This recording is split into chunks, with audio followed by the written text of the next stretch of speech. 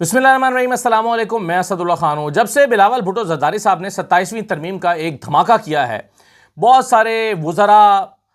جو نون لیگ سے تعلق رکھتے ہیں وہ بیچارے لاجواب سے ہوئے پھرتے ہیں، انہیں سمجھ نہیں آ رہی ہے کیا ہوا ہے، کیونکہ 2-3 دن پہلے تک تو وہ یہ کہتے پھر رہے تھے کہ جی کوئی 27ویں ترمیم نہیں آ رہی، نہیں جی ایسا کچھ بھی نہیں ہو رہا، نہ جانے آپ یہ خبریں کہاں سے لے آئے ہیں۔ خود کچھ عرصہ پہلے اسحاق ڈار صاحب نے کہہ دیا تھا کہ کوئی 27ویں ترمیم نہیں آ رہی۔ احسن اقبال صاحب نے 20 اکتوبر کو کہا تھا کہ جی اس طرح کی کوئی بات تو ڈسکشن میں بھی نہیں ہے، 27ویں ترمیم ڈسکشن میں بھی نہیں ہے۔ بیرسٹر عقیل ملک صاحب نے جو وزیر مملکت برائے قانون و انصاف ہیں، انہوں نے 2 دن پہلے کہا تھا کہ بھئی ابھی تو اس کے ڈرافٹ پہ بھی کام شروع نہیں ہوا۔ تو ادھر جب شہباز شریف صاحب جا کر ملے بلاول سے، اور بلاول نے اچانک ٹویٹ کر دی جس کو کہ ایکسپیکٹ نہیں کر رہی تھی، نون لیگ بالکل توقع نہیں کر رہی تھی کہ بلاول اس پر ٹویٹ کر دیں گے اور یہ جو کانٹینٹ ہے اس کو پبلک کر دیں گے، ان کے لیے بھی شاید ایک دھماکہ خیز سی چیز تھی، نون لیگ کے لیے بھی۔ تو اب لیگی وزراء جو چند دن پہلے تک اس کی تردید کرتے دکھائی دے رہے تھے، وہ آج آئیں بائیں شائیں کر رہے ہیں، کہہ رہے ہیں دیکھیں جی ابھی تو یہ سامنے آئی ہے بات، ابھی تو اس پہ ڈسکشن ہوگی، ابھی تو یہ پارلیمنٹ میں جائے گی، ابھی تو اس پہ کمیٹیاں بنیں گی، ابھی تو یہ وکلاء سے ڈسکس ہوگا، ابھی تو یہ سارا معاملہ ہوگا۔ حالانکہ اس کا کوئی امکان دکھائی نہیں دیتا۔ ایسا لگتا ہے کہ بس سیاسی جماعتیں آپس میں مشاورت کریں گی، ایک دوسرے کے ساتھ ڈیل بنائیں گی، جس پر پیپلز پارٹی کو اعتراض ہوگا اس اعتراض کو دور کرنے کی کوشش کی جائے گی، اور یہ NFC والا معاملہ یا دو شعبے ہیں ان کو وفاق میں لے کر آنا ہے، ایک آبادی والا محکمہ تاکہ جو ووٹر لسٹیں ہیں اس کے ساتھ ہیر پھیر کی جا سکے، آبادی کے معاملات کو آگے پیچھے نمبرز کو کر کے اس کی بنیاد پر NFC کے ساتھ چھیڑ چھاڑ کی جا سکے، اور دوسرا جو ہے وہ تعلیم والا محکمہ۔ تو اس پر پیپلز پارٹی شاید جو ہے وہ اس پیپلز پارٹی کی بات اس پر مان لی جائے، باقی ساری چیزوں پر جو اصل چیزیں ہیں، عدالتی معاملات، الیکشن کمیشن کے معاملات،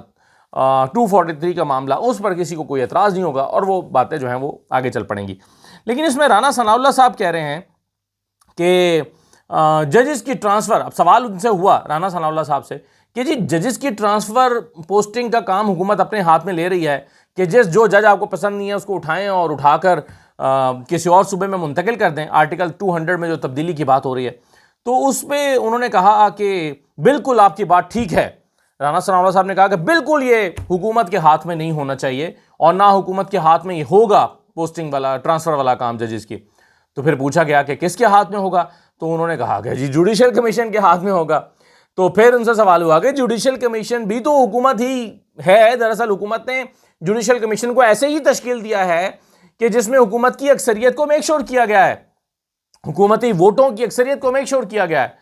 تو اس میں انہوں نے کہا کہ نہیں جی نہیں، ایسی کوئی بات نہیں ہے، دیکھیں جی اس میں عدلیہ بھی ہے، عدلیہ کے نمائندے بھی ہیں، اس میں بار کونسل کے نمائندے بھی ہیں۔ کون ہے بار کونسل کا نمائندہ؟ احسن بھون صاحب۔ عدلیہ کے نمائندے کون ہیں؟ جناب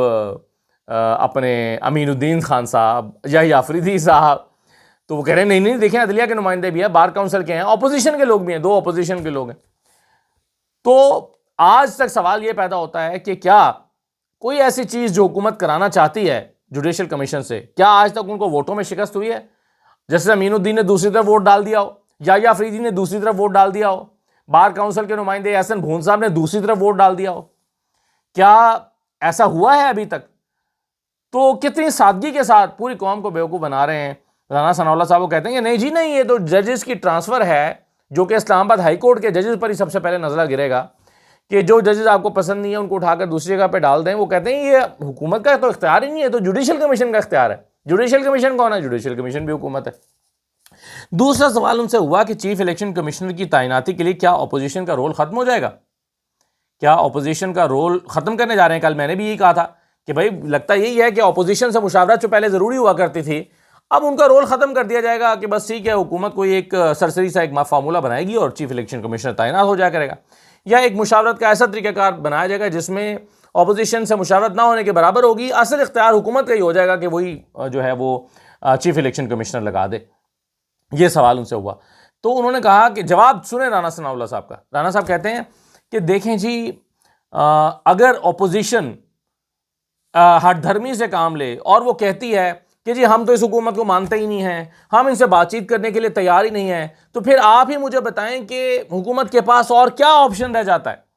یعنی اس میں ایک تو انہوں نے تسلیم کر لیا کہ ہاں وہ ایسا کرنے جا رہے ہیں کہ اپوزیشن کے رول کو مائنس کرنے جا رہے ہیں چیف الیکشن کمشنر کی تعیناتی کے لیے. دوسرا انہوں نے اپنا مجبوری بھی بتائی کہ جی چونکہ پی ٹی آئی مانتی ہی نہیں ہے ہماری حکومت کو اور ہماری حکومت سے بات چیت کرنے پر تیار ہی نہیں ہوتی, تو کیسے پھر ہم کیا کریں, ہم تو مجبور ہیں. تو یہ صریحاً غلط بات ہے. اس کی وجہ یہ ہے کہ عمر ایوب صاحب جب اپوزیشن لیڈر تھے, انہوں نے 2 مرتبہ خط لکھا وزیر اعظم کو اور کہا کہ پروسیس شروع کریں مشاورت کا, چیف الیکشن کمشنر کی تعیناتی اور اس پر مشاورت کا پروسیس شروع کریں, اور اس کا کوئی جواب ان خطوط کا نہیں دیا گیا. یعنی چیف الیکشن کمشنر کی تعیناتی پر تو خود اپوزیشن لیڈر اور اپوزیشن چاہتی تھی کہ اس پر مشاورت کی جائے, بات چیت کی جائے. رانا ثناء اللہ صاحب کہتے ہیں کہ نہیں جی دیکھیں اب وہ اگر ہم سے بات چیت کرنے کے لیے تیار ہی نہیں ہے تو ہم کیا کریں. حالانکہ انہوں نے چیف الیکشن کمشنر کی تعیناتی کے لیے کبھی انکار نہیں کیا, بلکہ خطوط لکھے اور وہاں سے جواب نہیں آیا وزیر اعظم کی طرف سے. تو یہ جھوٹ ہے, بالکل جھوٹ, اور آنکھوں میں دھول جھونکنے والی بات ہے, اور ہٹ دھرمی ہے, اور ڈھٹائی ہے, اور کسی حد تک بے شرمی بھی ہے کہ یہ اس طرح سے آپ بالکل ہی آئین کو یہ کہہ کر کے جی آئین کا سازی کرنا ہمارا اختیار ہے, اس میں آپ بالکل شفافیت کو مد نظر رکھے بغیر جو جی چاہے کرتے رہیں, اور اپنی مرضی کا سسٹم جو ہے وہ اپنی مرضی کا موم کی ناک کی طرح اس کو موڑتے رہیں.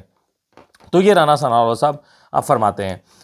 دوسری جو اس میں ایک اہم بات ہے کہ یہ جو 243 میں ہو رہا ہے, سب لوگ سوال کر رہے ہیں کہ 243 میں ایسا کیا ہونے جا رہا ہے کہ جس سے یہ جو آپ جانتے ہیں 243 افواج پاکستان سے متعلق ہے, جو آرمی چیف اور تمام سروسز چیفز کے سربراہان کی تعیناتی وہ کس کے ماتحت ہیں, وہ وزیر اعظم ان کو صدر اپوائنٹ کرتا ہے وزیر اعظم کی سفارش پر, اور ان کا کمانڈر ان چیف صدر ہے. تو یہ سپریم کمانڈر جو ہے وہ صدر ہے. تو اس میں اب سوال پیدا یہ ہو رہا ہے کہ کیا نیا کمانڈر ان چیف کا عہدہ متعارف کرایا جا رہا ہے, نیا کمانڈر ان چیف لگایا جا رہا ہے, یا فیلڈ مارشل کے عہدے کو ڈیفائن کیا جا رہا ہے اور ان کے اختیارات کا تعین کیا جا رہا ہے. ظاہر ہے یہی 2 چیزیں ہو سکتی ہیں کہ فیلڈ مارشل کے عہدے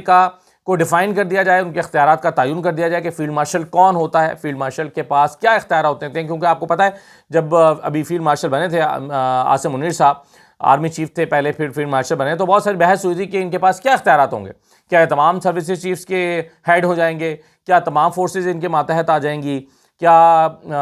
یہ تاحیات رہیں گے. اس طرح کی بحثیں ہوتی رہیں. تو اب میرا خیال ہے کہ وہ جن بحثوں کا کوئی آئین میں جواب نہیں تھا اس کا جواب یہاں پر دیا جائے گا. اور دوسرا یہ کہ سوال یہ ہو رہا ہے کہ کیا کمانڈر ان چیف کا عہدہ متعارف کروایا جا رہا ہے. تو اس پر کل سوال بھی ہوا, D G I S P R سے پوچھا بھی گیا تو ایک صحافی کی جانب سے, تو اس پر انہوں نے جواب دیا کہ دیکھیے آئین میں تبدیلی, بڑا مختصر اور نپا تولا جواب تھا ان کا کہ آئین میں تبدیلی یہ حکومت کا اختیار ہے, یہ حکومت نے کرنی ہے, اور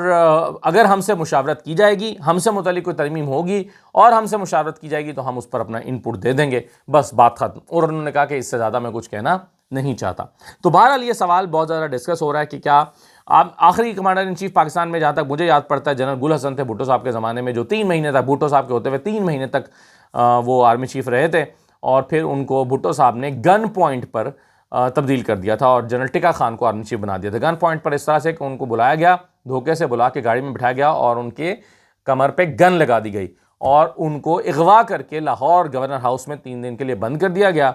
اور یوں پیچھے سے آرمی چیف کی تبدیلی کا عمل مکمل کیا گیا, اور جنرل ٹکا خان کو آرمی چیف بنا کر تمام اختیارات ان کو سونپے گئے. اور جب وہ سارا کچھ سموتھ ٹرانزیشن ہو گئی تو پھر آخری کمانڈر ان چیف جو ہیں ان کو رہا کیا گیا. تو جہاں تک میرے حافظے میں ہے آخری کمانڈر ان چیف جو ہے وہ جنرل گل حسن ہی تھے, اور اس کے بعد یہ عہدہ ختم کر دیا گیا تھا. تو کیا دوبارہ سے آ رہا ہے, یہ بہرحال ایک سوال ہے جس پر ڈسکشن ہو رہی ہے. اچھا جی, ایک بات کل D G I S P R نے اور کی, اور انہوں نے کہا کہ دہرا کر کہی, پہلے بھی انہوں نے کہا تھا کہ فوج کا سیاست سے کوئی تعلق نہیں ہے, فوج کو سیاست میں نہ گھسیٹا جائے. اب فوج کو سیاست میں کون گھسیٹ رہا ہے؟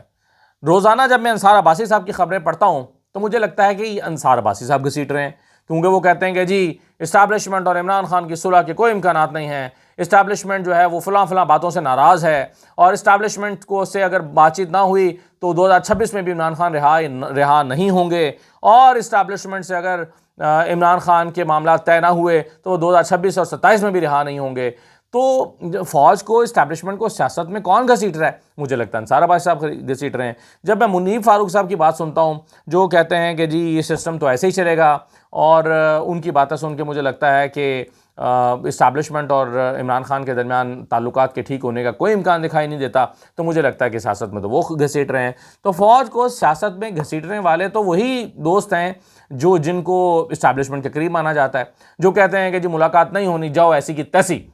تو پھر مجھے تو لگتا ہے کہ سیاست میں وہی گھسیٹ رہے ہیں۔ تو بہرحال یہ تمام لوگ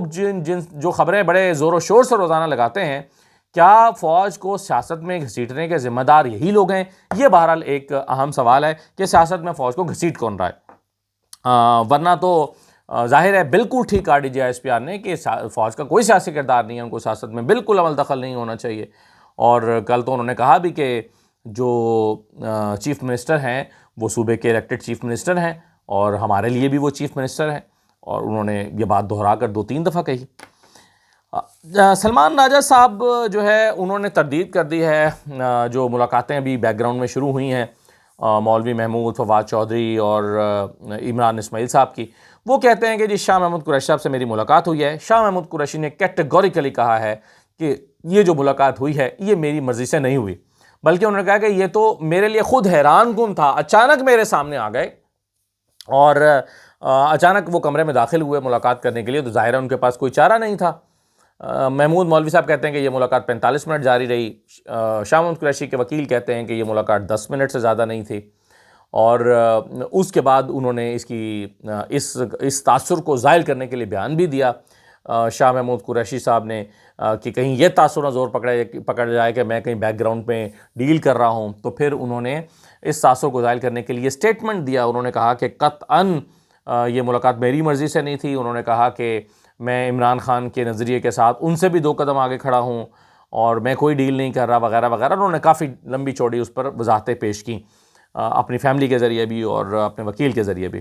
تو سلمان راجہ صاحب کہتے ہیں کہ جی ملاقات ان کی مرضی سے نہیں تھی، ان کے لیے سرپرائز تھا کہ یہ لوگ ان سے ملنے کے لیے چلے آئے، اور انہوں نے کہا کہ ہم خود مکالمے کے لیے تیار ہیں، اس کے لیے ان شخصیات کی ضرورت نہیں ہے۔ ہم تو ہر وقت بات چیت کے لیے تیار رہتے ہیں، مکالمے کے لیے تیار رہتے ہیں، تو اگر ہم خود مکالمے کے لیے تیار رہتے ہیں تو پھر ان شخصیات کی کوئی ضرورت نہیں ہے کہ یہ آ کر مکالمہ کروائیں یا کوئی درمیانی کردار ادا کریں، تو اس کے لیے ہم خود موجود ہیں اور ہمارا اپنا ایک رول جو ہے وہ بن سکتا ہے۔ یہ سلمان راجہ صاحب نے وضاحت جاری کی ہے۔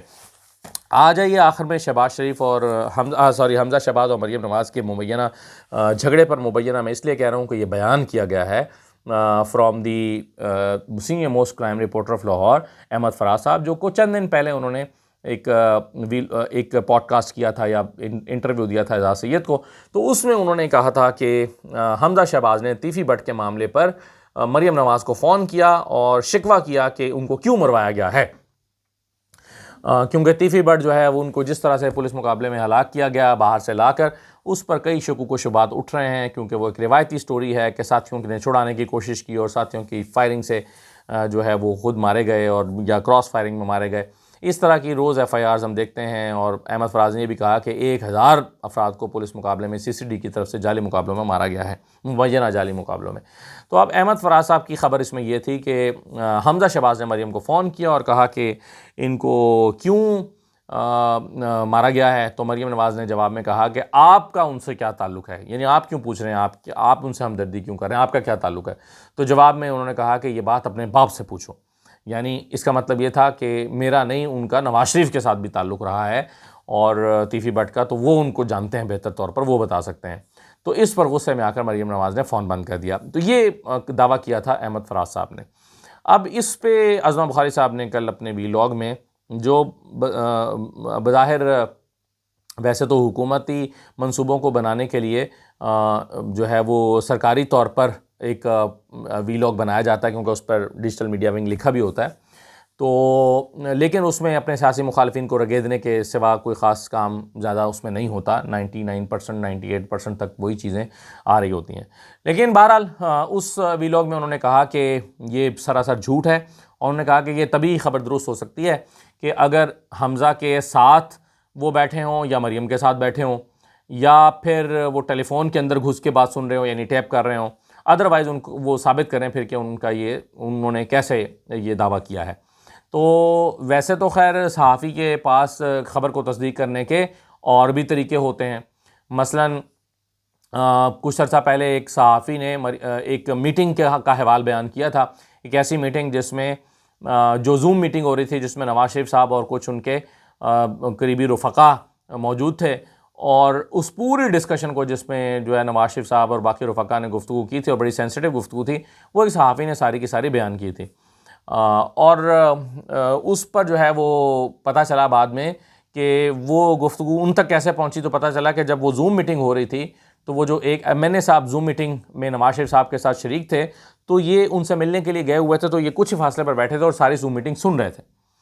تو اس طرح بھی ہو سکتا ہے کہ کوئی جب حمزہ شہباز, اگر یہ خبر درست ہے احمد فراز کی, تو اس میں حمزہ شہباز اگر کسی سے بات کر رہے ہیں, اگر فون پہ بات کر رہے ہیں اور ان کے ساتھ کوئی 2-4 لوگ کھڑے ہوئے ہیں, تو ان میں سے آ کر کسی شخص نے باہر بتائی ہو, یہ ممکن ہے. اب اس کا کوئی ڈاکومنٹری ایویڈنس تو ہوتا نہیں ہے اس طرح کی خبر کا, کہ جس میں آپ شو کریں کہ یہ دیکھیں جی میرے پاس کال ریکارڈنگ ہے, یہ دیکھیں جی میرے پاس ویڈیو ریکارڈنگ ہے, یہ دیکھیں جی میرے پاس ڈاکومنٹ ہے, یہ ڈاکومنٹ ہوا ہے. تو ایسی چیزیں تو ڈاکومنٹ نہیں ہوتی ہیں, تو ایک ٹیلی فونک ڈسکشن ہے. اب یہ تو نہیں کہا جا سکتا کہ خبر تبھی درست ہوگی جب احمد فراز یا تو خود حمزہ شہباز کے پاس بیٹھے ہوں یا مریم نواز کے پاس بیٹھے ہوں, یا پھر جو ہے وہ احمد فراز جو ہیں وہ خود ٹیلی فون ٹیپ کر رہے ہوں. بھئی سورس بھی کوئی چیز ہوتا ہے, ایک بندہ آپ کو بتاتا ہے. ممکن ہے یہ بات جو ہے وہ حمزہ شہباز نے یا ان کے قریبی کسی شخص نے خود بتائی ہو, تو صحافی کا سورس ہوتا ہے. تو بہرحال وہ کہتے ہیں کہ جی ہم ڈیفیمیشن کریں گے ان کے اوپر, اور ان کو عدالت میں گھسیٹیں گے, عدالت میں لے کر جائیں گے اور ان کے اوپر مقدمہ بنائیں گے, اور وہاں پر یہ ثابت کریں کہ انہوں نے یہ خبر ٹیلی فون دو مبینہ جھگڑے کی خبر جو ہے وہ کیسے بیان کی ہے.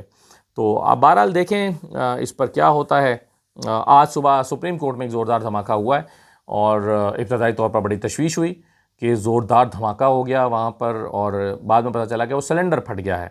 AC کا جو ایئر کنڈیشنر کا جو گیس کا سسٹم ہوتا ہے وہ اس میں کوئی دھماکہ ہوا, اور وہ اتنا شدید اور خوفناک دھماکہ تھا کہ اس سے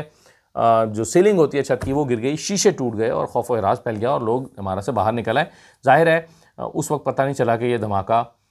جو ہے وہ کیسے ہوا ہے. ابتدائی طور پر ظاہر ہے کہ ذہن میں خیال آئے گا خدا نہ خاصا بم نہ پھٹ گیا ہو. تو آج ایک صحافی نے ٹویٹر پہ لکھا کہ سپریم کورٹ میں گیس سلنڈر پھٹ گیا, تو اس پر فواد چودھری نے بڑا اچھا جملہ دیا تھا. انہوں نے کہا کہ ویسے سپریم کورٹ کی عمارت میں جو کچھ ہو رہا ہے اس پر تو آسمان پھٹ جانا چاہیے تھا, یہ تو ابھی صرف گیس سلنڈر پھٹا ہے. اجازت دیجیے, اللہ حافظ.